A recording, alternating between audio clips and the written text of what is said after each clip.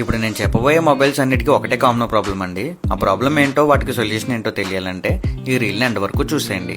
Hi friends, phone fix Kakinada. ఆ mobiles ఏంటంటే OnePlus Nord CE2, Realme 9, Oppo Reno 7 and Oppo Reno 8, Oppo F21 Pro. ఈ mobiles అన్నిటికీ common problem ఏంటంటే touch problem.